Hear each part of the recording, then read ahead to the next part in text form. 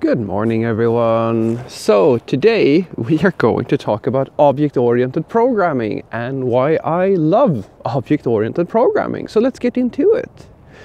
Now, object-oriented programming has been, or OOP, that's going to be easier to say, so let's stick with OOP. So OOP is, I'm just going to go out and say it. Like, for all you, I know that there's a lot of popularity around functional programming these days, but I want you to know, to the juniors out there who may not know this, object-oriented programming, or OOP, is still the industry standard. It is by far the most common architecture or methodology of writing software today. It is actually very rare that you find, I can personally say that I've never even talked to anybody who has worked in a pure functional project. And let me explain why I think that is. You see, the thing about OOP is that it is simple. Now, for all the seniors and all the experienced people out there, before you jump down my throat, let me define what I mean by simple.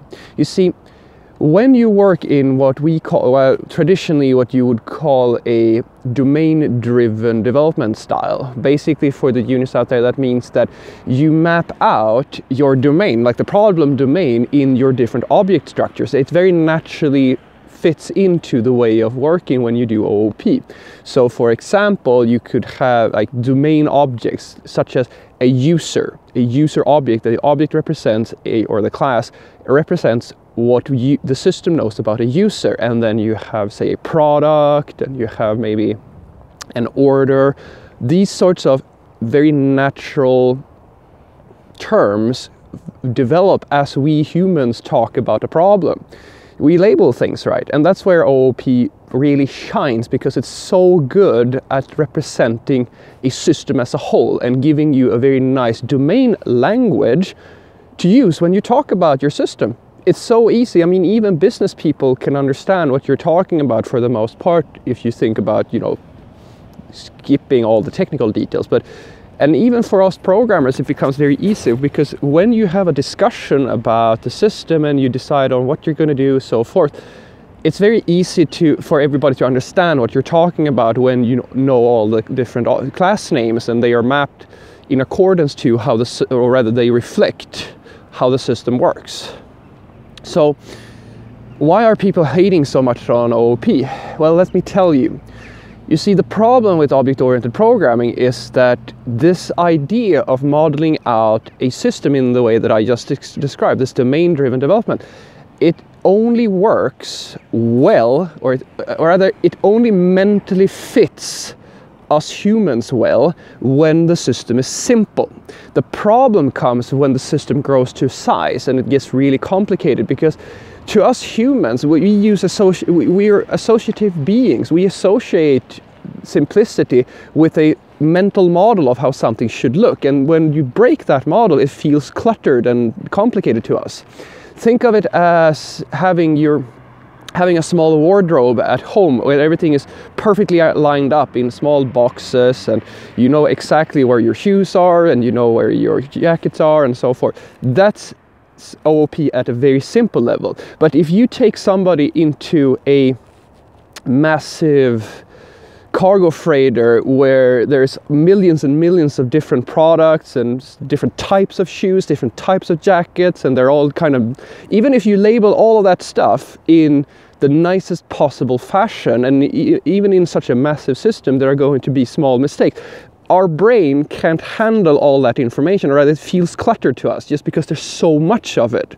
And the same thing goes for OOP. When the system goes big enough, you start doing extensions by necessity, and all these mistakes starts to pile up in the code base. And that's not object-oriented programming's fault, it's our fault. We can't deal with the size of the system. That's number one. I argue that OOP very quickly becomes this hell of subclasses and dependencies, that you have different objects depending on other objects and so forth. And why is that a problem? Why is dependency such an issue? Well, dependencies, and this is why I argue the second reason why people don't like object-oriented programming. The second reason is that when testing came along, unit testing, which for the units out there, this is a very big thing in the industry. You should learn, if you want to be a professional programmer, you should at least know about unit testing. I'm not saying that you have to write unit tests for every piece of software that you write, but if you don't write, there are definitely times that you need unit testing. So just learn how to do that. And the issue you'll find when you do this sort of testing is that if you have a very simple object in the OOP style of things, you would instantiate your object and use your instance method or a method, or rather if you want to test a method on that object, you would simply call that method and then kind of examine the results. Easy peasy. But what happens when the object in of itself is depending on another object? Let's take an order. An order depends on a product, and it also depends on a user, and a product might depend on something, and so forth and so forth.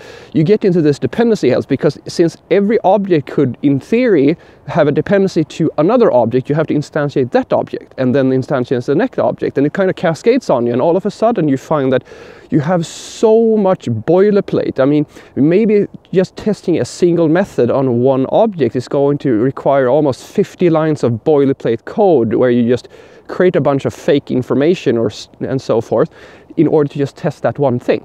And it gets even worse when you have a service-oriented architecture in the code, where you have different services who do like all kinds of logic and so forth, where you might have different methods that you need to do, that will go to the database, for example, and you need to kind of stub and fake all of that, so you don't have to go to the database, because you should, if you can avoid it, you should not write unit tests that talk directly to the database for business logic. You should absolutely have some logic that connects to the database and just make sure that the serialization of information works correctly, but you should avoid doing that in all the other tests, because it's going to slow down your system immensely over time. It's going to be almost impossible for you to have fast running unit tests if you do that. Anywho, so with these two problems, I would say, at least for me, I've captured the things that I don't like about the object-oriented programming. But that's only half the story, because the thing is that the benefits of doing OOP are so massive in comparison, because honestly, functional programming, purist functional programming, is, in my opinion, much more complicated for people to understand, and is much more difficult to consistently produce really scalable projects. And what do I mean by scalable? Because scalability is a relative term as well. I think that a lot of people when they talk about scalability, they simply talk about, all right, is it going to be performant enough? Well, technically, there's nothing really suggesting that functional programming as a style is going to be more performant than object-oriented programming. So that's kind of out. But what I think is very interesting is that it comes to the people, rather, the developers. Most developers that I know have a very easy time adopting the standard classical practices of OOP, but it's very difficult for them to understand how functional programming works. And there's a power in that, or there is a lesson to be learned there. Scalability is not just about performance or the hardware or the code, it's about people. Because if you write really advanced, complicated software that only a fraction of your developers understand, and the norm is that you have to train every single person who gets into that project, you will actually be better off using a less fancy code, or less I don't know what to call it. I'm just going to call it performant code or fancy code. If you wrote simpler code, that means that you can actually get people up to speed much quicker, you can add more people to the project, and most importantly, the amount of mistakes that you will make is going to be lower. Because complicated code leads to mistakes. Mistakes leads to legacy. Legacy leads to a slower development process and bugs and all kinds of issues. So what I would argue is probably the best thing for us is to find this sweet spot. That's what I do, because I love functional programming. But the reasons why I love functional programming is because there are certain ideas in functional programming that helps me just write better code, just off the bat. And that's not all of functional programming. I think that there are things in functional programming that are way too complicated to actually add to a normal project unless you have really skilled functional programmers. So the ideas that I adopt from functional programming are things such as pure functions, for example, passing everything in as a dependency. And if you apply that to your object-oriented code, these are basically my two rules for object-oriented coding in order to kind of avoid these two big issues that I mentioned earlier. So in order to avoid this kind of interconnection hell, I try to keep my subclasses as short as possible, the subclass tree. And this is not even my idea, this has been around for like a million years. Favor composition over inheritance. I can only say that I really truly believe in that. It's been a very powerful tool in my toolbox when I do object-oriented programming. There are times when inheritance is useful, but it should be an exception to the rule. That's what I've found. The worst thing in object-oriented programming is when you have a really long inheritance chains, and it just gets very complicated very quickly, at least in my opinion. And the second thing is that you have the mentality that you pass everything in as an argument to your functions. So this idea of encapsulation that people will talk about, where you have a magical object and you have some void method that just does something magical and internally does all the stuff, that's not the approach that I go with. I always try to favor the idea of having objects as just these containers of data, or that they are responsible for doing a transformation or something of that nature.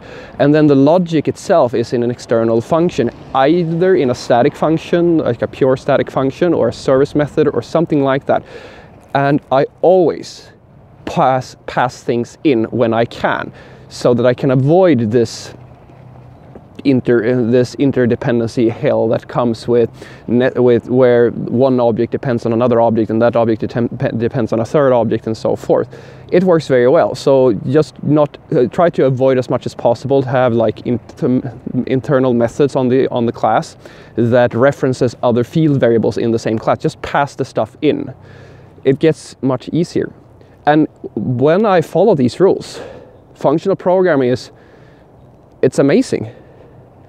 It's amazing for my business, it's amazing for my team, and it never causes me any problems. It's actually easier for me to consistently produce good results. That's at least what I've found. So I don't think that it's fair to say that object-oriented programming isn't a good thing. I think it's a really good thing. It all comes down to doing it in the correct manner. Have a great day.